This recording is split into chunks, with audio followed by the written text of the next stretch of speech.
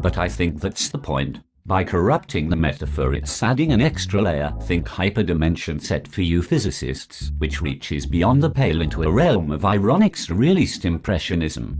A whole new set of functions is added. For a start, the idea of a jerk being circled adds a sort of menace to an otherwise friendly picture. If one is to hold the two concepts together in the same frame, one is forced to superimpose one on the other, and thus the visually comprehensive are treated to a view of a ring of masturbating people encircling a jerk. Doesn't that so perfectly sum up SOS? It's brilliant. The circle-jerking weirdos who are being criticized for being more, even worse versions of all the bad things people say about r/atheism.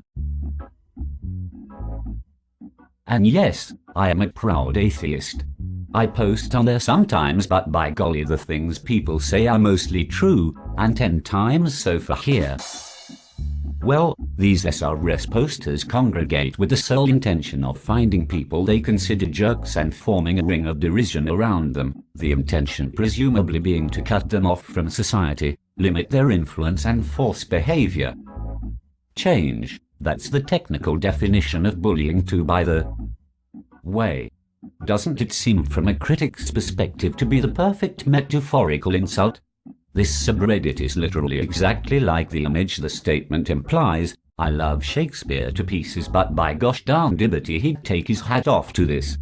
Hey, no doubt it'd turn up in one of his plays. Consider the image of a ring of angry feminists and deluded and desperate white knights all enclosing upon some hapless kid that posted something a little bit dumb with a sentiment he didn't really understand related to a history he's basically unaware of. They masturbating furiously as they cackle to each other about how dumb this kid is and how he's apparently the thing that's keeping women down, or whatever it is these people are supposed to be doing. Wrong.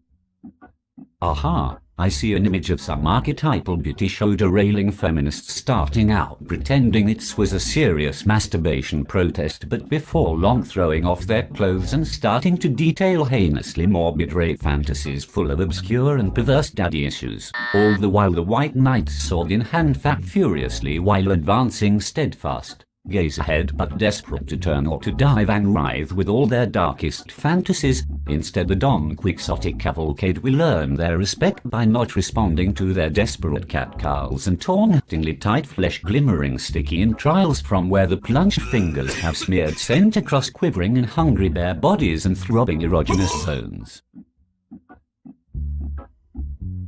Oh yes, this is a phrase which one can sink right into the many folds of intent. It's quite the perfect insult if taken in context.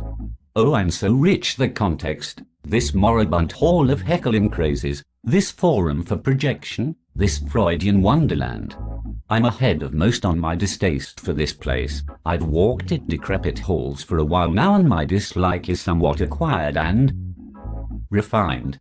Yet this day a single phrase has made an image which will echo forward, resonating in every post I am ever going to read here. The crazy white knights that come and crusade against me, the repeat offender feminazi flotilla of battleships, each bristling with guns as big as any penis envy ever was. Oh yes, now from here on forward when they present themselves I will picture them in their place at the ring. I'll picture their unique story unfold as a poor jerk in the center gets wrung.